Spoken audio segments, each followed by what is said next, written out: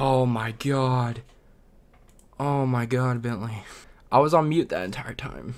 In this world exist indie games that everyone should know about. And among these are an amazing group of games, especially the first one called Lifeline. Now, for those of you who don't know what Lifeline is, it's basically these group of games that are about these people in extremely dangerous situations. Usually they're all connected. I think there's one game that's actually not connected to the rest, but they're an amazing set of games. They're mobile games, and basically you sit here and you respond to this person making choices, helping them survive. And it's like you're actually contacting them, and it builds like you feel this like genuine connection to the character. It's so cool. I could go on, I could make an entire video honestly just talking about the game. But today I decided, why not make a tier list about it? So yeah, let's hop straight into it. Alright, so to start off, this right here needs to change. Alright, so to start off down here, we got mid, would play again, glorious green, because, you know, get it, the greens, you know, like the little aliens. And then Taylor, because Taylor's the coolest character to ever exist. So yeah, let's hop straight into it with Lifeline Whiteout. Now, Lifeline Whiteout is actually the only game that I believe, from what I know, is actually not connected to the main like story, the greens, the witch stuff, all that. But in the end, it was still a really good story. The twist, I'm gonna go and warn y'all now, there are gonna be spoilers. Go play the games. But the twist that he's actually a robot is absolutely insane. And then like the amnesia thing going on, and then you have Blue, which is it's so good. Absolutely loved it. Super good. I wouldn't say it's actually. This may honestly have to go straight to Taylor, honestly. Lifeline Whiteout was really good. The character Adam, he's another one of my favorites. Super good game. Absolutely loved it. I love the concepts behind it. I love how they just like went out and did something completely different than they usually do while still maintaining that formula. Next up is Silent Night. Now this is the first like sequel that connects directly to Taylor, and it's probably my favorite Lifeline game. Getting to see him interact with other characters, getting to see more of the greens, getting to see this on a ship, having the little map that you can see where he's going, get an idea of how violent these greens actually are.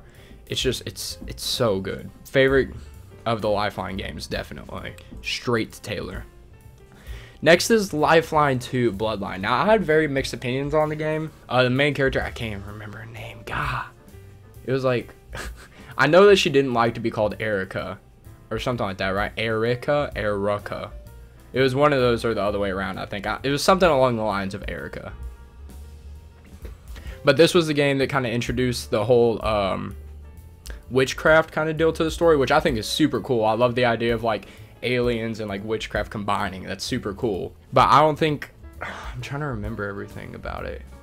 It did also kind of have robots, didn't it? The monk guys. But I don't know, I just didn't connect as much with this one. I didn't connect to her as much. She kind of just felt like a slightly lazier Taylor, or like they were trying to remake Taylor, and it didn't work very well. This is gonna be the first one that goes actually pretty low, and I think this is the lowest we're gonna go is mid. There's not a single game, well, the next one, I don't know. Whiteout 2, so for those of you who don't know, Lifeline Whiteout 2, you basically like can't play it now. Like it's almost impossible to play now. I'm sure you could find it somewhere out there, but basically the way you were going to access Whiteout 2 was through the Lifeline Library and Lifeline Universe apps. But then those, like, they got rid of them. I'm not too sure why. I can't remember. But the only part I got to play was Lifeline Library, which was chapter 1 of that game, and it was pretty boring. Basically, Adam and Blue are still running from the ALT guys. Or is it ATL? Something like that. Basically, the people that created him, they're running from, and they go into a mine shaft, then they climb out, they meet a girl, and it ends there. So, I just didn't have a very good experience with it. If I got to play the whole game, maybe it would have been super good. It seemed like it was going for, I mean, if you can't tell by the little radioactive sign right there, it was going for like an apocalypse type story. I really hope they do more with the Whiteout universe. I think they call it the Blue series, and then this one with Taylor and all them is the Green series. But I really hope they do more with the character Adam. He's super cool. And I'm really glad to see them coming out with new games like the Beside You in Time, which I actually have not played yet. I really do need to play it. So I'm going to go ahead and actually put this one down here. I don't think it's or anything. It's just I haven't played it yet, so I don't really have... It's unfair for me to just put it somewhere on the tier list, you know what I mean? Next is Halfway to Infinity. Halfway to Infinity, I mixed opinion. It felt really short. It may just be because there was like less time, you know what I mean, spent like going through and waiting on Taylor and stuff, but it just felt like a really short game. But I did like really love like the storyline of him and T2 and the idea of this universe, and we got to hear about the Queen and like how it's all a hive mind. And I don't know, I felt like it would have, I mean, I don't mind getting more Taylor. I love Taylor. He's such a cool character. Well, he, she, them, they're such a cool character because, I mean, they don't give away gender, so. But yeah, they're a really cool character, and I don't mind getting more of them, but I genuinely feel like it would have been a really good and sweet place to end off their story. Like I said, I don't mind getting more of them, but yeah, I don't know. It felt very in-gamey for Taylor. So this one, I'm gonna put in Glorious Green. It's not my favorite of all time, but still a pretty good game. Next up, we got Crisis Line. So Crisis Line was a game about this guy named Alex, and it was honestly kind of the, like, I would say kind of the Civil War of the Lifeline series, in which it kind of starts connecting everything. So we get to see like the greens, we get to see some of more of the witchcraft stuff, we get to hear people talk about it, talk about all this different stuff, and it kind of just all connects it back together, which is really cool. Absolutely love it. Once again, I just couldn't find a super good connection with Alex. I liked him better than the Erica person, but I didn't like him as much as I did Adam, or especially Taylor. So I think I'm going to put Crisis Line in Would Play Again. Next up is the OG, the original Lifeline.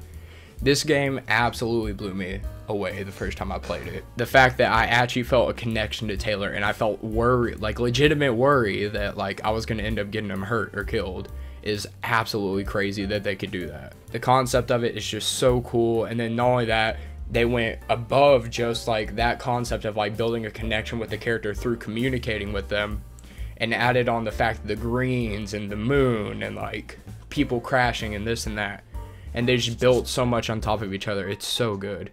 I'm gonna have to put it in Glorious Green because we get to see a lot more of Taylor's character in Silent Night. Absolutely love his character. I keep saying his, I'm sorry. I always like assumed it was a guy. It's them. Because we don't know its gender. So last but not least, we have Flatline. Now Flatline was the first game of the series. They're all kind of horror based, but this one really dove into the horror factor of it.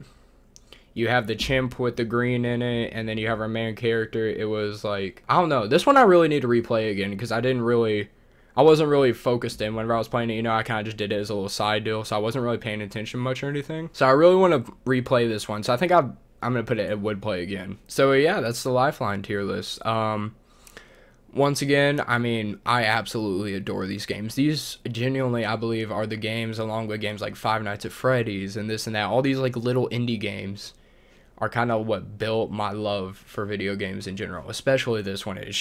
This was what really showed me that a connection to a video game could go beyond just playing it. Yeah, I mean, you could feel a connection with the characters, and these are the games that really showed me that. The concepts for them are so cool, and I really hope 3-Minute Games keeps on going and keeps on releasing these games because I absolutely adore and love them. And if they ever came out with a movie, I would absolutely love to play Taylor. Just saying. But yeah, that's my Lifeline tier list. We got Silent Night and Whiteout up here in the Taylor level. We got Halfway to Infinity in the OG at Glorious Green. Crisis Line and Flatline at Would Play Again. Bloodline at Mid.